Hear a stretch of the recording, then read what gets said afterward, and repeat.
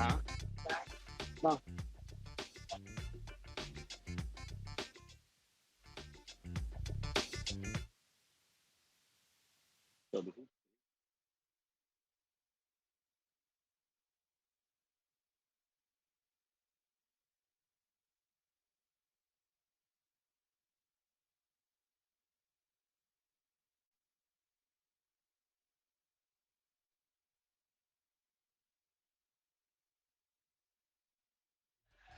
On the US.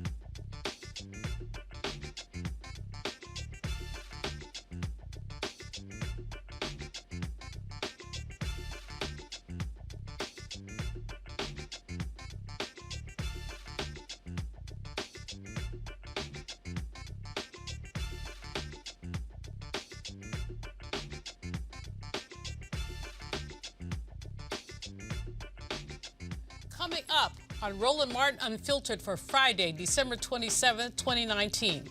Roland is continuing his pilgrimage in Ghana this week. I'm so jealous. I'm Dr. Julianne Malveaux, your host for today. Roland sat down with the president of Ghana. We hope to connect with him live.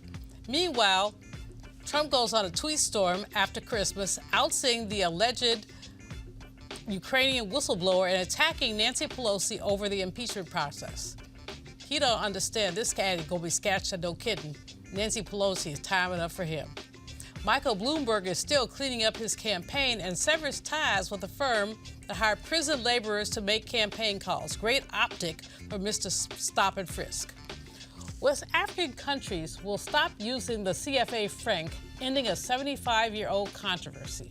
And we have an update on a crazy-ass white person. ESPN reporter Ed Ashkoff dies of pneumonia at only age 35.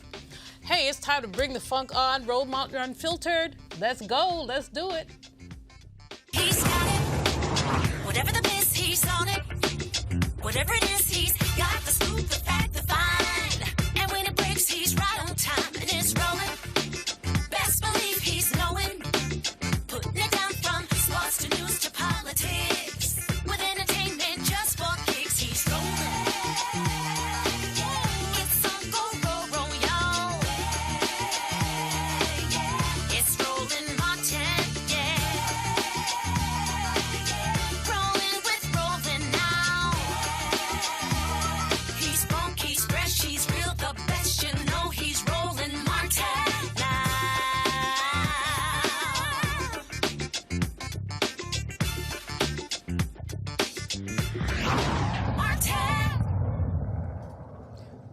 Martin Unfiltered. Roland is in Ghana this week for the year of the return.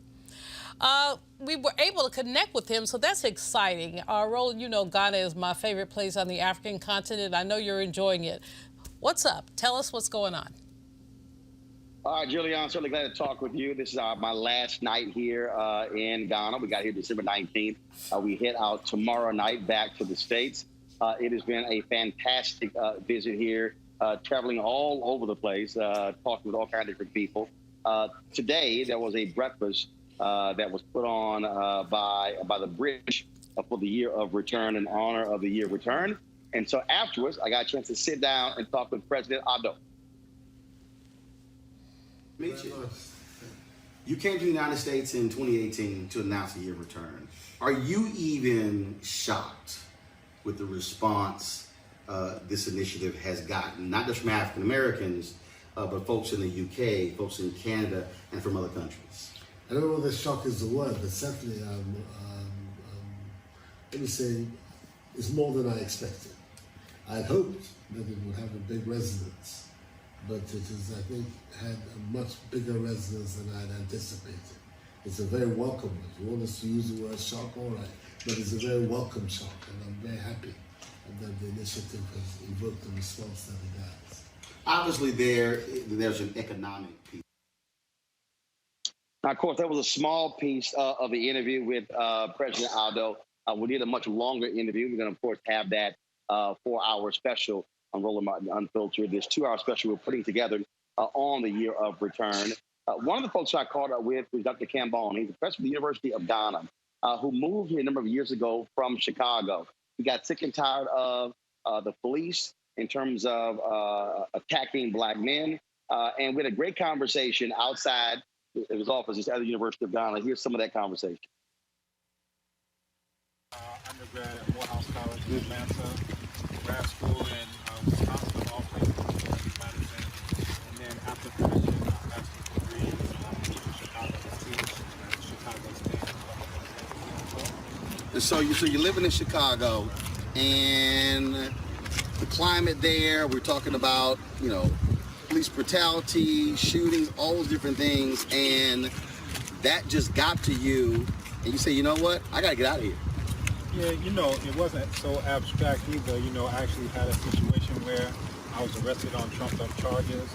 Me, having 2 master's degrees, they didn't ask me about any of that. Teaching at Chicago State, Malcolm X College, Betty Shabazz, all these different schools. But when they see you, they just see a Black person. So, they send you out to Bridgeview, they have a 99.999% conviction rate. And, tens of thousands of dollars later, beat the charge. But I realized that as long as I'm in their jurisdiction on a whim at any time, they can do the same thing over again. So I had already been to Ghana. I did a year of study abroad here. And again, I can't wait for y'all to actually see all of these amazing interviews and these great visuals that we've been able to get here in Ghana. So today, I had the opportunity, Julian, to chat with somebody who you know very well.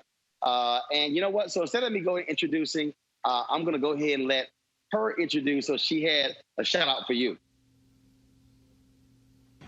Julian, I'm here in Accra, Ghana. I'm told you are extremely loud, like really, really loud.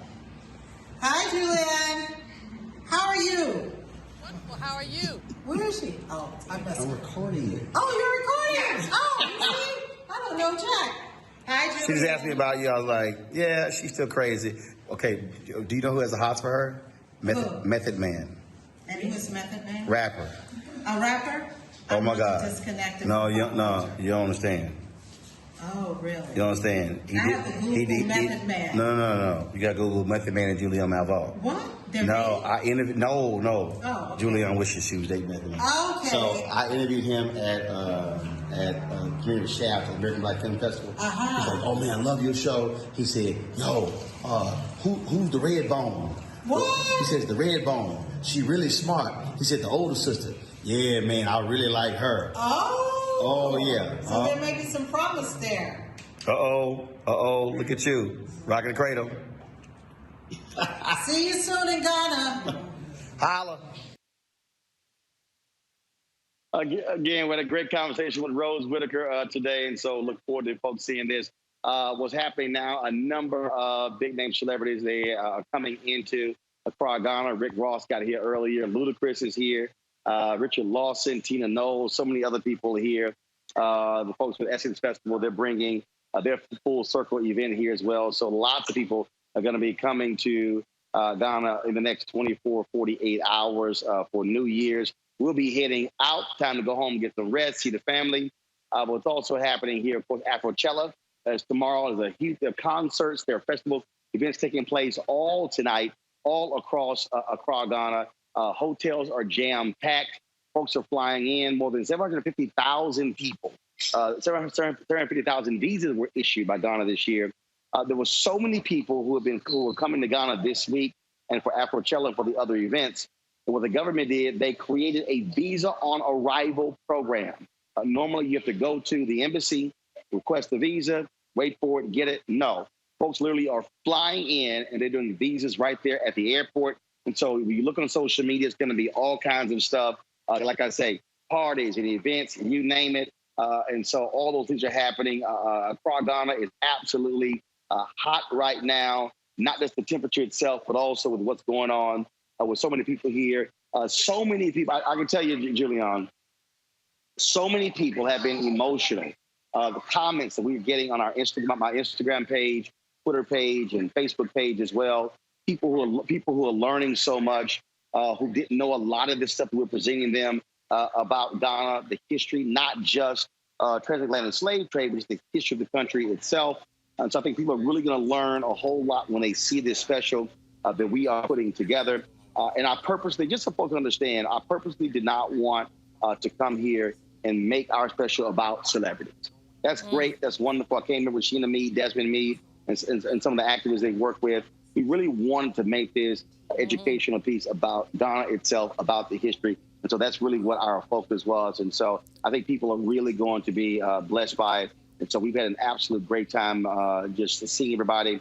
I have traveled all around, and I have run into numerous people who watch Roland Martin Unfiltered, folks from the UK, folks from Canada. I ran into 2 journalists today from the Bahamas. I ran into a brother who's in Omega who lives here in Accra who watches the show.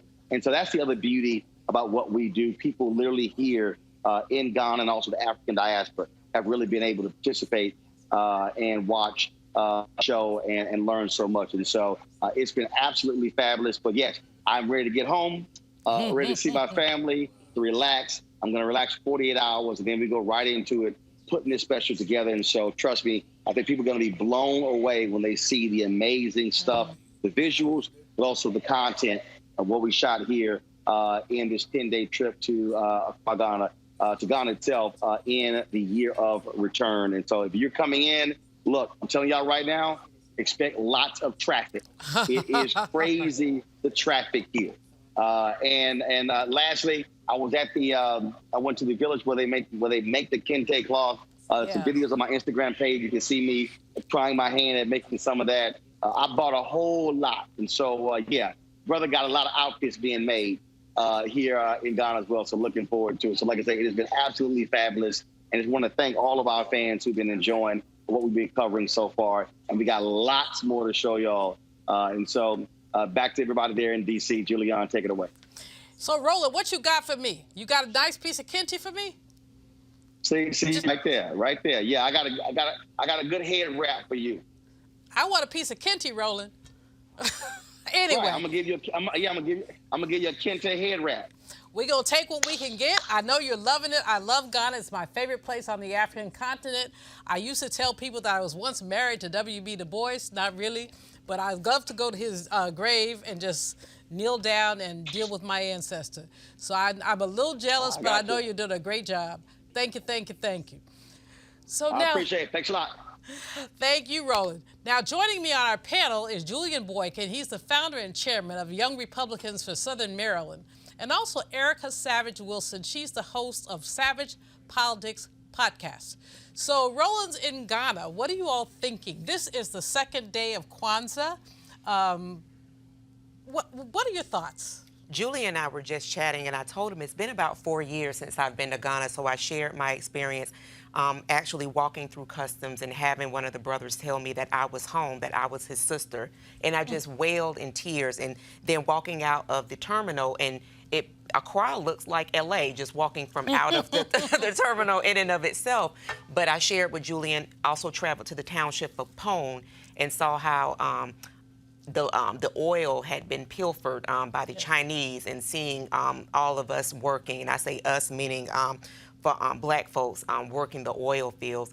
But then you also see the beauty of our people that have made their houses, and you see the Minister of Education coming, Minister of Health rather, coming up and down the street to ensure that children have had their shots and things of that nature. Then we traveled to Aburi, which is a beautiful mountainous region of Ghana, and then on to the slave castle. So Ghana is home for me. You expressed how you felt about Ghana. I feel the exact same way. And I think that it is something that every black person should save up, should make sure that that's something that they do with their bonus to travel home and to have that experience in Ghana. Well, especially to be at WB's grave. Oh, my God. I mean, for me, I guess as an intellectual, an economist, which WB sometimes claimed, he was such a fascinating man with his degrees from Harvard and his intellectual acumen. So I remember going once, and my sister friends were like, what do you want to do today? I'm like, I'm going to see WB. Y'all do whatever y'all want to do. Right. They were like, you going to talk to a dead man? I'm like, uh-huh. Because dead man sometimes better than alive man. Dr. Mel. Okay, let me stop. Anyway, Roland is having a great time. We're excited about it. We're looking forward to hearing what he's put together. And I know that he has been to all the places where our hearts break and our spirits rise. Now, that man in the house that enslaved people built, he tweets out both the alleged whistleblower and Nancy Pelosi. He retweeted a post that outed by name the whistleblower who first filed the complaint about his phone call with the Ukrainian president.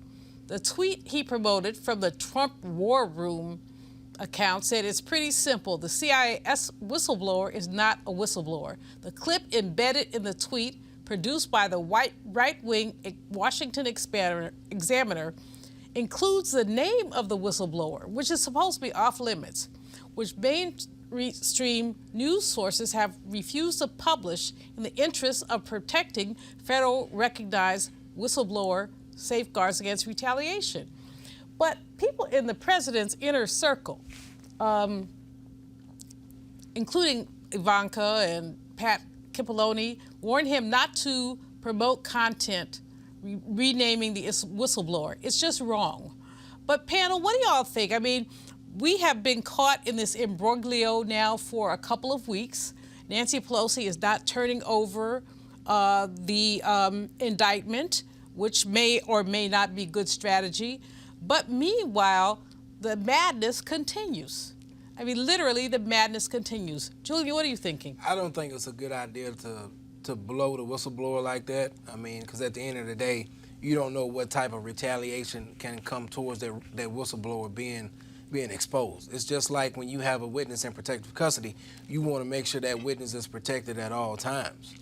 So I don't agree with what the president did by doing it, but you know, at the end of the day, the president is an individual, he's an adult, he's entitled to whatever he wants to say or do. So, I mean, if people in his own circle will give him fair warning of, hey, that might not be the best approach, and he still makes it up in his mind that he wants to do that, then hey, you know, it is what it is.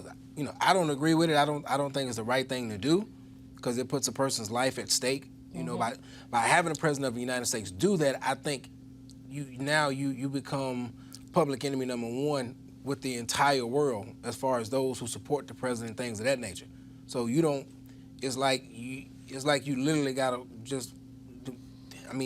fall off the earth just to go for hide and protect, just to ensure protection, because now you put a lot of stress on people to protect this individual. But now you've led a Republican group in Southern Maryland. Yes, Republicans seem to have drank a whole lot of Kool-Aid around this president. Where are you on this whole issue of impeachment and the contempt of Congress. Does it shake you from your Republican roots, or are you still loyal to Trump no matter what? I don't like a lot of things that's going on. I mean, I look at it like this. If Nancy Pelosi and the Democrats had any faith in the candidates running for the Democratic primary, we wouldn't have an impeachment hearing. They would focus on putting together whoever candidate that they're going to support and vote the president out of office. But I understand the whole purpose behind the impeachment, to tarnish the president's legacy and to put doubt in the voters' mind for 2020. So now she's holding the articles of impeachment because she wants to ensure a fair and reasonable trial that's going to be conducted by the Senate. So I understand her approach, but I think it may backfire on her for the simple fact you don't have the numbers in the Senate. So at the end of the day, she can hold those articles as long as she wants to, but at some point you're going to have to turn it over to the Senate and then trust that the Senate is going to do what's fair and reasonable by the people, for the people, and just see it through. At the end of the day, if you don't have the numbers, you don't really have the control. But do you think that there is a case for impeachment? No, I don't. Well, see, Erica, and I take point to what the latter part of what you just said. Again, we talked about this a couple weeks ago, segregating re-election from impeachment. So impeachment was justified. He made a phone call to the president of Ukraine on July 25th. And which he admitted to. Well, he had no choice but to admit to it because... What are you saying? No, I'm saying he admitted to the phone call. Right. But he said it was perfect, and many look at that phone call and say there was implicit quid pro quo, that there was implicit bribery, that there was a heavy-handed approach to the president of Ukraine. So he says it's perfect. A whole lot of other people, including people he appointed, don't see it the same way. Right, and so you have to segregate both of those things. So this re-election campaign is not about 2020. It is about holding a person that was supposedly duly elected to be president into account. And so if it is said that the president can make a phone call whereby he stands in front of $400 million that was appropriated by Congress for military aid and for security for the country of Ukraine, who has been attacked, right? And who has been occupied and has been our ally, and said that they want a democracy. And so they went through the process of having a democracy, and they elected President Zelensky as their president. So he stands in front of the $400 million and said, listen, though this has been appropriated by Congress and also obligated, those were federal funds that were obligated, meaning that they were legally bound funds. He steps in front of those funds and says, you can have those funds if you'll do me a favor, though. He cannot do that. And so it is important for the little bit of democracy. Well, for a segment of the population, it would appear so. But he can't. He has to be checked. And that's for anybody that's in office, that is president. And so the way that he was checked was by impeachment. And this is something that, though there were members of the House of Representatives that long ago said that he should have been impeached, Nancy Pelosi said that, listen, Donald Trump is going to impeach himself. And he did that on July 25th with that phone call to President Zelensky. So this is nothing to do with personality. This is nothing to do with re-election. It is to do with, if you were president, if I were president, that we are held into account for acts of high crimes and misdemeanor. And he did commit that on July 25th, loud and clear, with not only himself, but with at least a dozen other people on that phone call. And the person that did say, that rose and said that this was an inappropriate phone call, is the person who has, and I believe that this would have happened at any time, because that is the type of person that we're dealing with, whose now name on December the 3rd was tweeted out by not only the Washington Examiner, but then by those allies of Donald John Trump. So in order for us to move forward in what we are still saying is a democracy, there has to be a level of checks and balances. And unfortunately, for him, that is impeachment. Okay, Erica, I want to get Julian back in here because I'm sure he has plenty to say. But you know what? Before you jump in there, because I know what you got to say, pretty much. I mean, you like a ride or die Republican, and if you keep riding, you might be dying. Just saying. But in any case, Erica has laid out a very strong case for why so many people, not only Democrats, but increasingly some Republicans, are looking askance at what's going on. What can you say? You're a Republican. You're, like I say, you're a ride or die Republican. But I know you know that some of this spit is wrong. I said spit. I don't curse on the air. So, just saying. So, help us figure out why you are still so ride or die. I have a choice. I'm a registered voter. It's no different than. Hey, you think this is what's going on is right? No, I don't. But I don't think this impeachment is right. I think it's a sham. I think it's trying to tarnish the president's legacy and putting doubts in the voters' mind for 2020. You don't think what happened in Ukraine was wrong? Who said it was illegal? Let's start there. Oh, the high crimes and misdemeanors. You had two Democrats who said this was a waste of time. The Constitution. You had two out of how you had many? two Come on, Democrats. dudes. Two out of how many? You had two Democrats. So when Nancy Pelosi and the Out of Democrats, 235? when Nancy Pelosi put together this impeachment inquiry to impeach the president, she was at the point of no return. She had no other choice than to keep going forward with this. But we just talked about this is not about personality. This is about holding the person that was elected into office. I never said it was about personality. So how is it a sham? This was about tarnishing somebody's legacy. How was it a sham? Listen, he did that all on his own. How was it tarnishing a legacy when he made a phone call that should have been a congratulatory phone call? On the phone call, he decided that he was going to say that instead of you getting the $400 million that was appropriated by Congress, I need for you to look into something for me. And it is about a Joseph Biden, and it is about a Hunter Biden. You tell me, how is that a sham? Guess what, guys? We're going to move on just a little bit. We could come back to this, but let's move on for just a sec. So 45 fired off a stream of tweets Thursday, blasting Democrats and House Speaker Nancy Pelosi amid the impeachment impasse. The quote, the radical left do-nothing Democrats said they want to rush everything through the Senate because President Trump is a threat to national security. Quote, they are vicious, they will say anything, but now they don't want to go fast anymore because they want to go very slowly. Liars. This is a Trump tweet. Trump tweets come after Pelosi has said she would wait until the Senate Majority Leader Mitch McConnell announces a process by which the chamber will conduct Trump's trial before transmitting the articles of impeachment the House passed last week.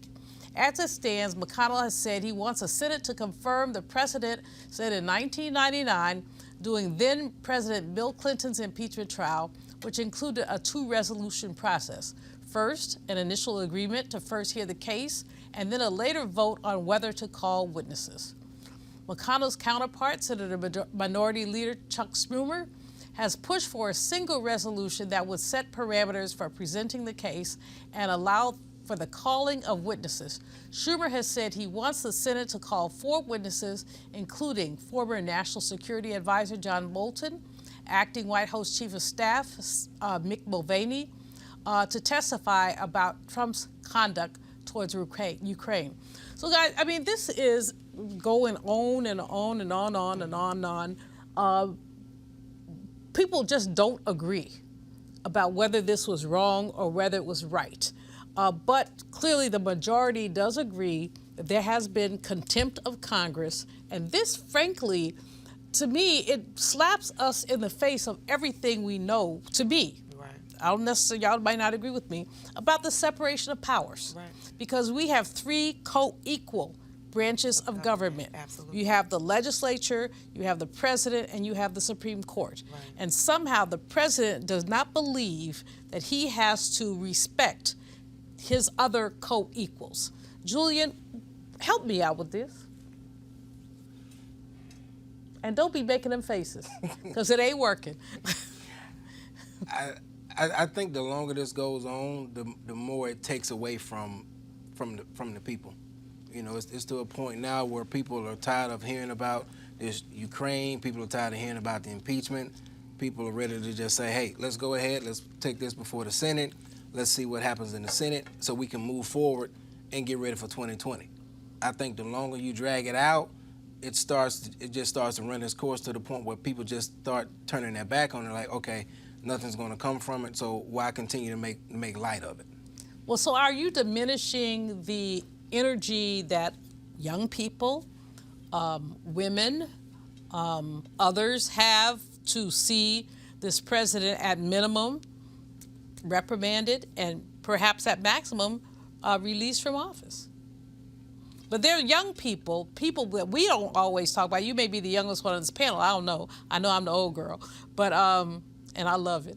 But some of these younger people are very disturbed.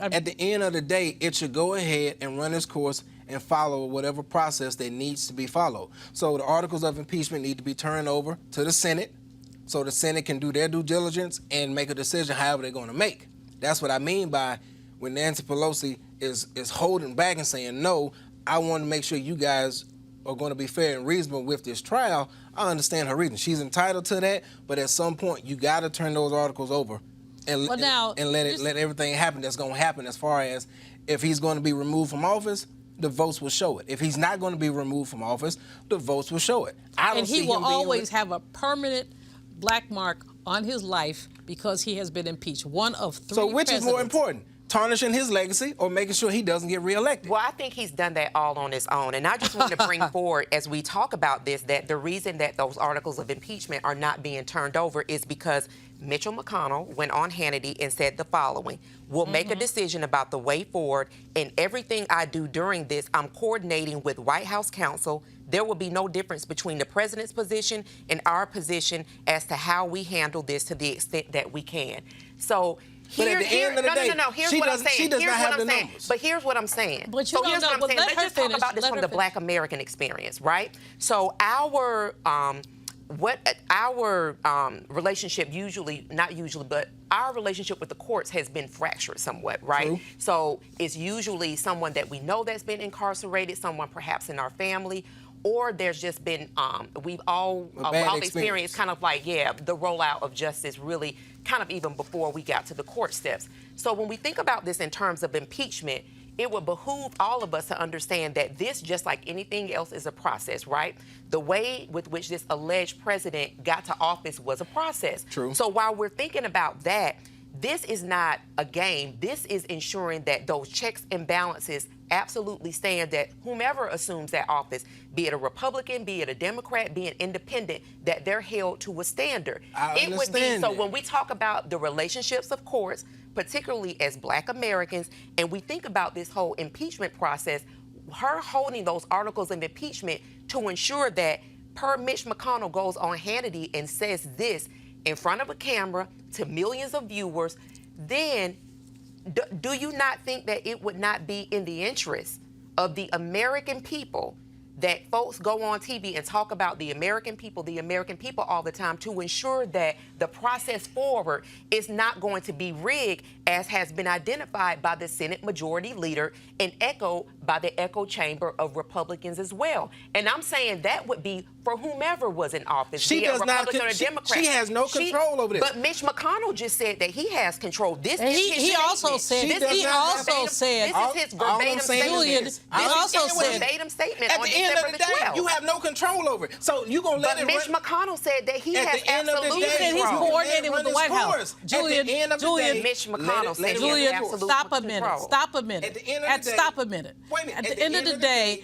Mitch she has no McConnell said control. he is in cahoots with the White House. So therefore, this is not anything that's unbiased. Do you have or- control over it? No. Do I have control over it? No. Does she have control over it? No. Mitch But, McConnell so just that's a said majority rhetorical said he point. has control That over is a it. rhetorical Ladies, point let that me means finish. nothing, my brother. No. Nothing, let me nothing, finish. nothing. Let me finish, please. Honey, Nancy don't holler Pelosi- over me. Nancy Pelosi has no control over that. I understand her reasoning for holding the articles of impeachment, like I said before, to ensure that this trial will be fair and reasonable. She has no control over it. The Republicans control the Senate. So at the end of the day, it's going to be what it's going to be. I don't see no Republican putting him out of office since we have election year coming up, and a lot of them are up for re-election.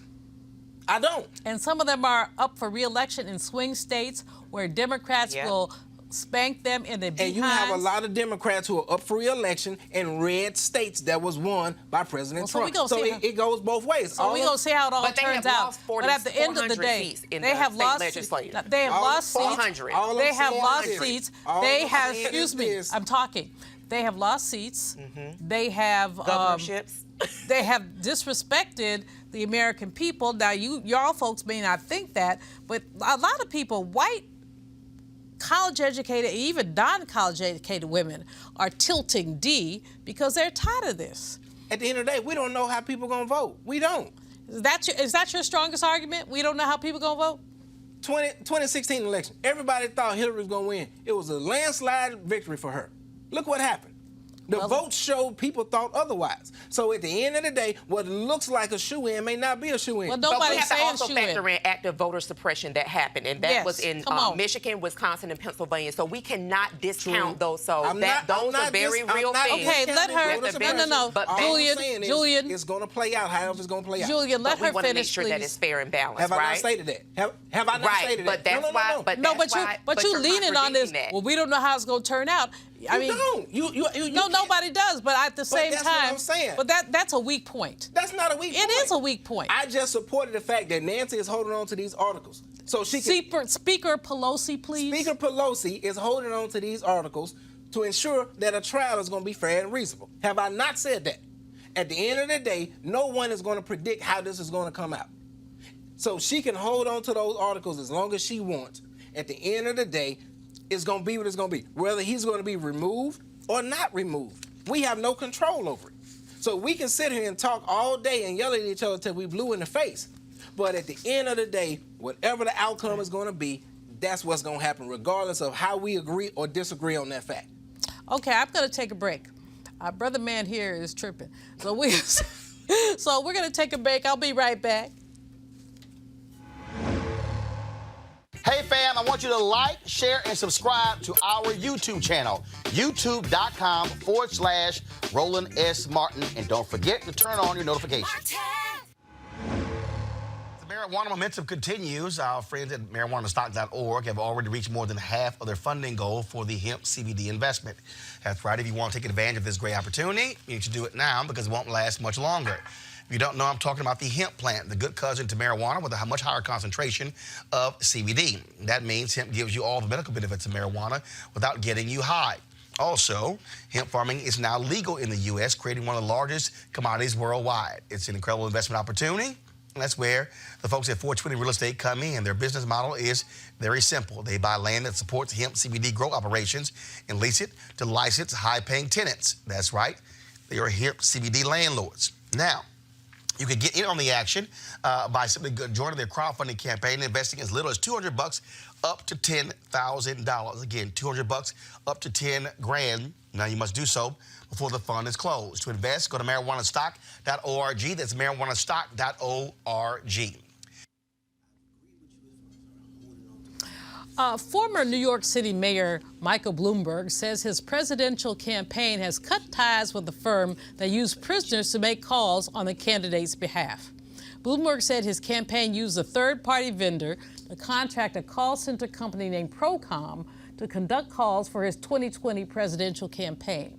But when a report by The Intercept noted that two of the company's Oklahoma call centers operate out of prisons, Bloomberg said his campaign immediately ended the arrangement. Earlier today, a news outlet accurately reported that a subcontractor for one of our vendors was using prison workers to make phone calls on behalf of my campaign. After learning this, we immediately ended our relationship with that company. Too little, too late. A source said The Intercept that some of the female inmates at the women's prison, Dr. Eddie Warrior Correctional Center in Oklahoma, have made calls for his campaign. Soon after announcing his Democratic presidential run, Bloomberg apologized for his support of the stop and frisk strategy employed by the New York Police Department while he was mayor. Y'all know this whole thing cracks me up because it's not just about Bloomberg. It's about the prison convict labor system, which allows, let's just break this down. So this Procom company bids to pay the minimum wage. But the working wage for call center people is between $11 and $12 an hour. So the minimum wage is $7.22. So right there's about a $4 an hour profit that somebody's getting. Then let's add to it the fact that the prison pays Procom $7.25 an hour, but the inmates get about $1.45 an hour. So there's another gap here. Right. So basically, this is called predatory capitalism at its best. And Bloomberg, who already has black marks on his face, as far as I'm concerned, with stop and frisk, is yet again colluding with the oppression of black people. Now, that's my opinion. What do you think, Julian? I would ask Bloomberg staff, did they do their due diligence in finding out who are you contracting out with? So it paints a bad picture for Bloomberg and makes it look like, hey, you're looking for cheap labor. But at the end of the day, when you solicit services, you got to do your due diligence and say, hey, how are you going to provide these services for us? Can we go and see this so-called call center that's going to be making calls for the Bloomberg campaign? So at the end of the day, Bloomberg has to take the hit for it because his name is tied to it. Yeah. And any other candidate who's running for office, if this was to come about, they would have to take the hit as well. You're just not doing your due diligence and researching to say, hey, we found a company, but we need to go see the facilities to make sure that they're going to represent us and it doesn't come back to bite us in the butt. And as you see right now, he has to take this negative hit because you're using, convicted felons, whatever the case may be, to make phone calls on your behalf. And it's not a good look for them. You're using the felons so much as you're participating in an exploitative system. It's not, if it was a legitimate call center outside of a prison, we probably wouldn't be having this discussion. No, but in a legitimate call center, the workers would get about $11 an hour, 10, 11, 12 an hour. True. Whereas the call center subcontractor is paying $7.25. But the workers are still getting something like $1.50. So there's a whole lot of exploitation built into this. Now, that's just my opinion as an economist. Y'all can shoot me down. Will we still talk about it if it wasn't a prison? So is it the fact that it was at a prison, or is the fact of the capitalism that's being broken down as far as the pay? The fact that it is a prison, which means you have created captive labor and made it possible to exploit people. And this goes back to enslavement and the way that convict labor was used during enslavement to extract surplus value from black people and especially black men. And we have to basically look at that and look at the many ways that our people were re-enslaved and re-enslaved. And so I'm not picking on Bloomberg particularly because anybody who subcontracts has a risk of doing this, and the point is that everybody who subcontracts has to use due diligence. Erica? And I also believe that this is almost par for the course for Bloomberg. This is a person who entered the race in very late, just about a month ago. And then when he entered in, $70-some million already. Absolutely, and has been running as who's not participating in debates because he does not have to. He's pretty much bought his way into this contest much of the same way that he bought his third term as mayor of New York City. So this also says to me that it's not the politics where there is a talking to your voter base, there's reaching out to people, there's talking about issues, because where does he stand on the school to prison pipeline, right? Where does he stand in criminal justice reform? Where does he, we know where he stands on gun reform because that was a platform that he laid out largely before he threw in his hat for the presidency. But this to me reeks of a candidate not really genuinely reaching out to the voter base and talking to people. And so for a person that jumped into the race as a now Democrat who had previously been a Republican, very much so in the fourth quarter, and has the only outreach that he's done is going to a black church and simply saying, I'm sorry, history can't be undone, which we very well know. But the same community, which is the prison community that he's impacted, is very interesting that this whole call center story came about because though it's in Oklahoma, a women's detention center in Oklahoma, it is still that same fragrance of him just not really having a connection with being his wrongs. tone deaf around black people and their issues. And even though well, more than half of the people incarcerated in this country are African American. Right. So when we start talking about convict labor, we really are talking about black people. Other people too, of course, but disproportionately us. We're 13% at best of the population, but perhaps half of those who are incarcerated. Many, especially women, incarcerated behind BS. They boo was slinging drugs and they happen to be in the house. But in any case, Mayor Bloomberg has a lot to answer for, but so do many others around this convict labor issue. Who should take the weight on this, Julian? Who should be doing leadership on this? I think that if Bloomberg was serious, he might use some of the millions to deal with this convict labor issue. What do you think? I think he should, if he's trying to get the vote. When you talk about stop and frisk, he has a lot to answer for. And I think just a simple apology is not going to cut it. So when I saw the one-on-one interview, he didn't seem remorseful to me as far as, hey, look, it is what it is. I'm sorry. I think it was just one of those things where, okay, you got me cornered. Let me say what I can say to try to pacify it, and let's move forward. Let's go ahead and move forward with the interview. But at the end of the day, if you're trying to run for office, the highest office that is, you should do more than just show up at a black church. You should address the issues as far as, yes, African Americans make up less than 15% of the population, but we're more than 50% of the population when it comes to incarceration. So, yes, you have this prison pipeline that needs to be addressed. What about talking about the prison reform? How do you plan to, rehab that and add to it? How do you plan to reduce the prison rate as far as young African Americans going to prison for peddlerless crimes, whether it can be for a misdemeanor, things of that nature? How do you plan to fix the issue of how much money you have depends on what kind of sentence you're going to get?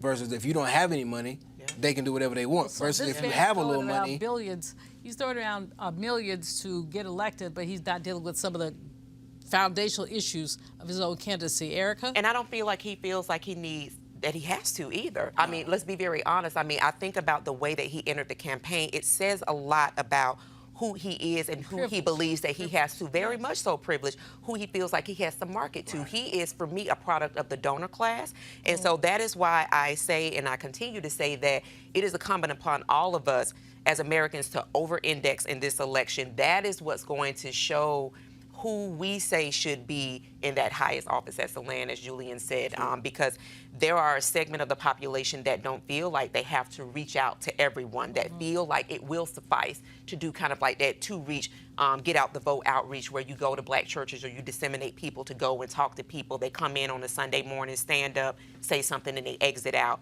The next time you see them, you really don't see them, you see their name on the ballot. So I think it is for us to really push and to be very attentive coming up to 2020 to understand that we have to be informed on anybody's name who's on that list that's saying that they are running for the highest office of the land. To add to Well, you know what? Oh, quickly. To add to what she's saying, I wish more young people would get involved, regardless of race.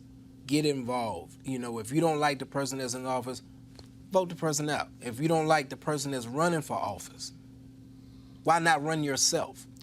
I think when it comes to us as black people, we are quick to nominate somebody in office, or we quick to put our faith in somebody else's hands that may not understand our struggle. But we know what our values are. We know what needs to be done, but why not just run for office? Because I guarantee you, if one person of color runs for office and you have a few people that can agree with this person, that's all it takes to get the ball rolling for you to start seeing change within your community, instead of just waiting on somebody to do something. I see, especially around climate change, I see a lot of younger white people increasingly involved around a series of issues. I see less of that among young African Americans. You lead a young Republicans group. Tell me what I'm missing. I think for the black community, politics, it's a class called civics. If it's not being taught in the schools, it needs to be taught at home. I was raised a Democrat, but I didn't get serious about politics until I got as an adult out of college, until I realized how politics dictates everything. It dictates how one side of the county has smooth roads, the other side has potholes everywhere, how one school system is thriving, how one school system is still striving to get a dollar, how these houses over here are nice and beautiful, these houses over here are older, how the money flows. You know, a lot of people don't understand that. It's your city councilman, your county commissioner, and your local mayor. Your job, Mr. I was woke before I was born. No, ma'am. My job is to get people. But your job is to basically excite and incite and insight. Ignite insight. Right. Yes, ma'am. Your young people, your young Republicans and young Democrats and young. Not to be Republican, I tell people this. If I can't get you excited in something, it doesn't matter if I tell you to vote Republican or Democrat. An individual has to see value. It's just like when you were the president of the university. You have to show that young person something for that school, and they have to see value in being a part of that school and going to the school and getting an education. If they don't see value in it, it doesn't matter what you do, what type of package you present to them. At the end of the day, they're either going to go to the school, get a degree, or they're going to go somewhere else. So I'd rather for you to be honest with yourself and say, hey, you know what? Thank you, Julian. I don't think I'm conservative. I'm going to look elsewhere at a Democrat or the independents. I'm fine with that. Well, as long as you vote. Right, as long as you vote. And so Yeah. I'm going to commend you on being in a different lane, not my lane, but a different lane. And I'm hoping that you are going to excite and incite young people to be more participatory. As I know, this is one of your missions. You talk about it all the time. Absolutely. So we're going to leave these shores to just go across the pond a bit. West African countries will stop using the Financial Community of Africa, CFA franc currency, beginning sometime in 2020, according to French President Emmanuel Macron. The ECO is supposed to replace the CFA franc, which is currently being used in 8 West African countries and 6 countries in Central Africa. During a trip to Ivory Coast on Saturday, in cooperation with 8 West African countries, Benin, Burkina Faso, Guinea-Bissau, Ivory Coast, Mali, Niger, Senegal, and Togo, Macron announced at a joint news conference with the Ivorian president that France is working to loosen up the supervision of the currency. The move to drop the CFA franc is part of France's plan to rebuild relations with its former African colonies. Roland interviewed former African Union Ambassador, amazing sister, Ericana Chimbori, about the controversial relationships between France and Africa last month. Let's take a look. This has been lots of discussion back and forth, obviously, from your supporters. And they say that your breakdown of the history of how modern-day Africa was created, colonization, and the control or impact France has had on many African countries is why you were let go. My supporters feel that way, and there's some suggestion and some evidence. Like I said, I'm not privy to that information, but I would.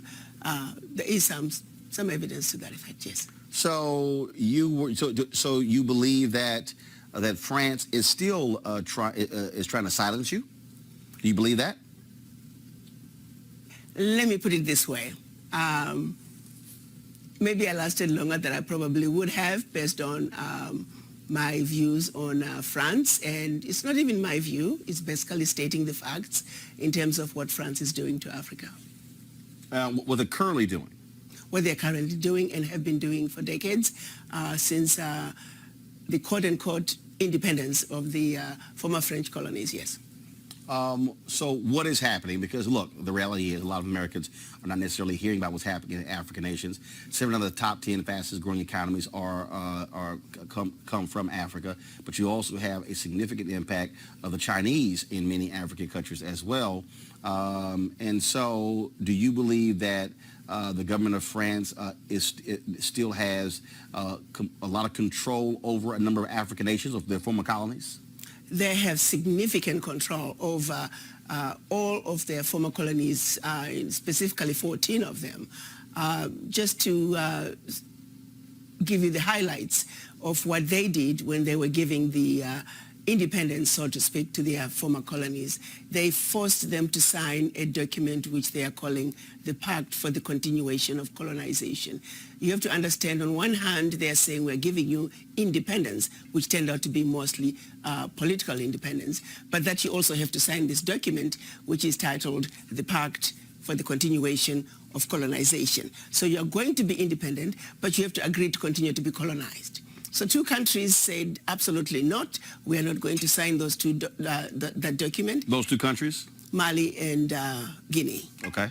And what the French did, they went into those two countries, took everything that they thought they had brought to those two economies, poured concrete into the sewage pipes, and completely devastating the two economies. This was done as a way of letting the other countries know that if you do not sign this document, this is the fate that awaits you.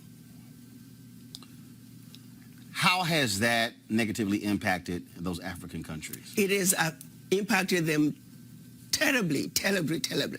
If you look at it, you give up the Pact for the Continuation of Colonization said those countries were expected to deposit 85% of their bank reserves back then with the French Central Bank under the control of the French Minister of Finance.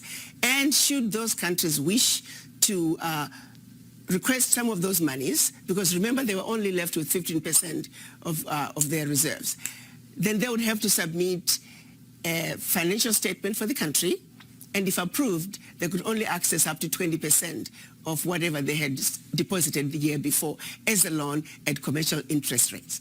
The only difference now is the 85% deposits have now been lowered down to maybe between 50 and 60%. But the countries are still forced and required to deposit their bank reserves with the French Central Bank. So picture this situation. You are depositing all your monies with France. Should you need some of your money, you get it as a loan at commercial interest rates. So immediately, you have a credit with France, but you begin to owe France. This has been going on and continues to this day. So combined, the 14 countries are giving to France cash, cold hard cash, over $500 billion every year. And France takes that money and invests it in its own stock market under the French name, and the countries may or may not know the returns.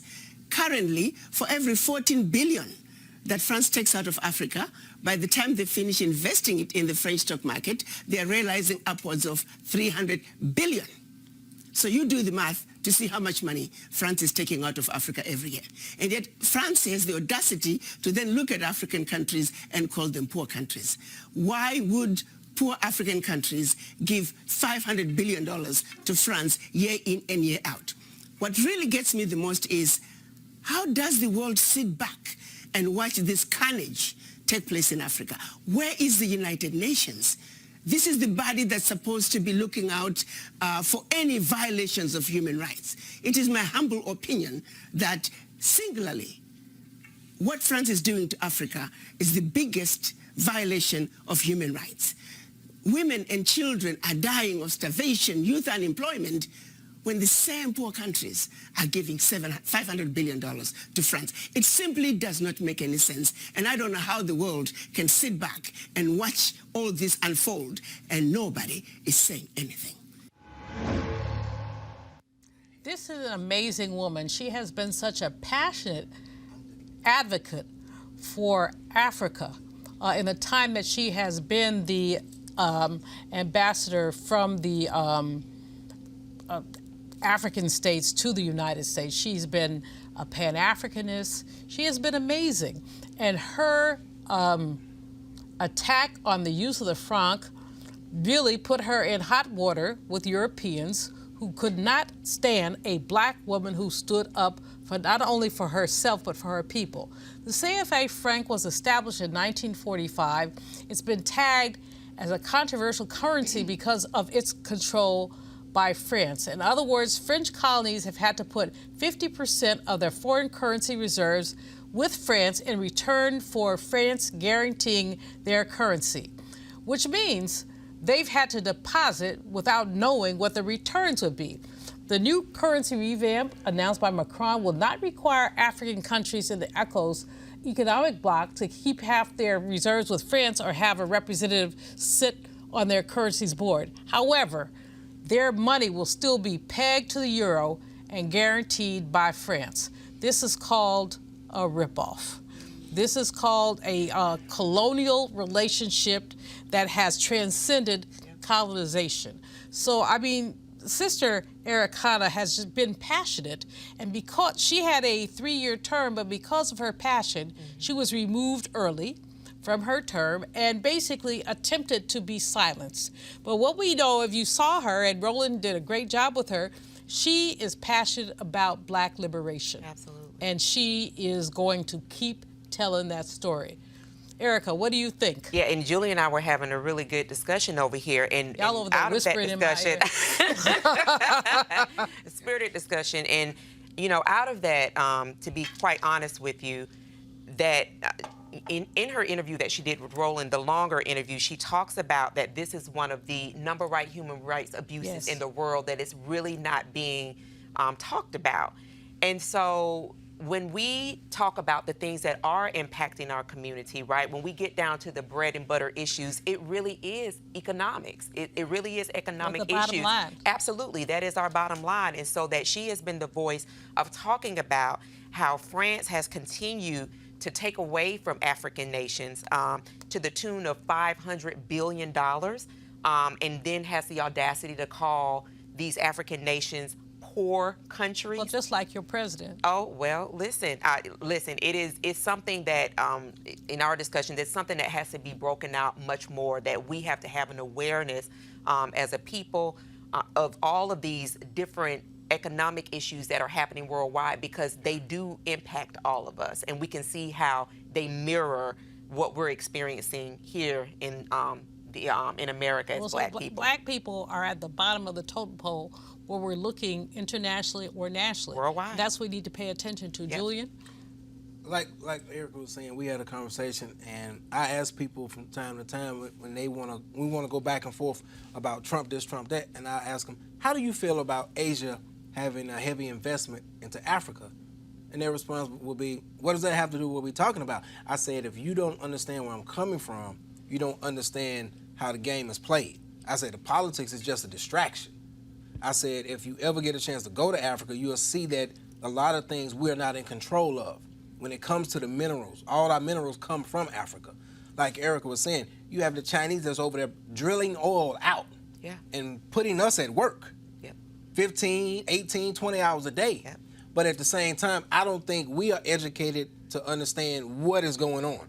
When it comes to our issues, you know, sometimes we have a tendency, we want to put our issues in other people's hands and say, hey, can you fix this for us? Black people's problems are not just with Trump. It goes back past Obama, past Clinton, Bush Sr., Bush Jr., Reagan, Kennedy. I truly believe our issues are grassroots, like I was telling Erica. And once we fix our issues at the grassroots level, the federal stuff will take care of itself. But at some point, I disagree with you for any number of reasons, but I'm going to move on. I'm going to behave, I'm going to move on. But, it's not just federal. There's a lot of stuff going on. And I don't think anything began with Trump. I think Trump is a manifestation of 400 years of evil. I agree. That's what I think. But you know what? On that note, it's time to go to crazy-ass white people. On that note, I ain't saying nothing about your president. I'm just saying, okay. I'm white. I got you, huh? Illegally selling water without a permit? On my property. Whoa! Hey! Give us your ID. You don't live here. I'm uncomfortable. So, like you may remember Nicole Marie Poole Franklin from Monday's show. She told police she intentionally ran over a 14-year-old girl on a sidewalk because she thought the teenager was a Mexican, according to the Clive, Iowa Police Department. Well, now, police say there's surveillance video of her running over a 12-year-old black boy. The second incident occurred about an hour before the initial incident with the 14-year-old girl. Amidst her previous charges, Franklin may also be charged with a felony hate crime. Her bail is set at $1 million. Let's make it 10, 20. Let's just, anyway, y'all, what up with that? I think she bail should have been revoked, because when a person knowingly and willingly says something, they're not under the influence, I ran over this individual because of the color of their skin or whatever the case may be. They shouldn't have a bond. Because the simple fact, if a GoFundMe account gets started and enough money is raised, they should throw her up under the jail. Yeah. But they're trying to figure out, somebody's gonna say she has free speech rights to run over people. No, you can't just go out. That's just like going out killing people at will. You can't do that. So they do it all the time, baby. She should be charged with a hate crime. Mm-hmm. Right now it's attempted murder charge. I hope it doesn't lose ground, because cases like this, they tend to lose ground when another big case takes precedence over it. But this is something that needs to be addressed. This is almost equivalent to kids coming up missing for when it comes to organ trafficking or if it's sex trafficking, whatever the case may be. You got people out here that are running over kids, and this is just the one that we heard about. Yes. So Erica, what would make somebody think that it would be okay to run your automobile over somebody because they were Mexican or because they were black? Well, we could always go back to 2015 when a person descended down a golden escalator, and then in his announcement to the world that he was going to run for president, he talked about how Mexicans were rapists. We can also talk about how hate crimes have really ramped up since a person who was supposedly elected president. We could talk about all of those things. We could also talk about that this happened in Iowa, and the first thing that came to mind with me is that this is something, absolutely, that this is something that should be put before everybody that's running for president on how to deal with this, because this did happen, a couple of weeks ago. So this is something that should definitely not lose ground, as you said, because there are other incidents that happen, but every candidate, absolutely, because this happened to children, a 14-year-old and a 12-year-old child. They're children. And they're just minding their business. The gate. They're not bothering anybody, they're minding their business. Right, absolutely.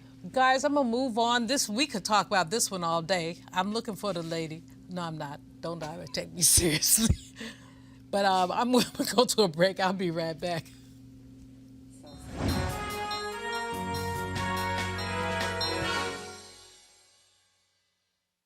A lot of the times people look at them as juvenile delinquents, but everybody has a past. Nobody's perfect. My name is Tanisha Barnes. I work at New Beginnings Department of Youth Rehabilitation Services, and I'm a cook there. At 3:15, I get up, get myself ready. I have to leave out by, later than 4:25 to get to work. When I get to work at 5 o'clock, I cook, prepare breakfast, prepare lunch. The population is 30 meals, and I just try to let them know that it's okay. We all make mistakes, but it's where you go and what you do after your mistakes to make everything better.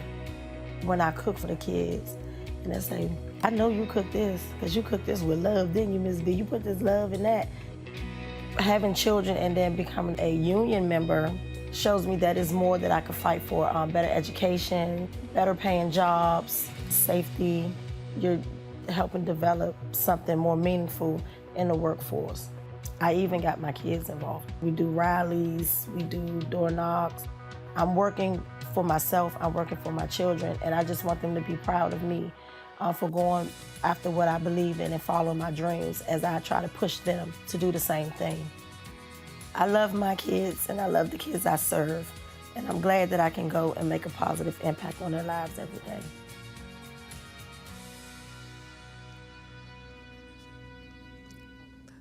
We are grateful for ASME's support of Roland Martin Unlimited, and shout out to the sister who told her overcoming story.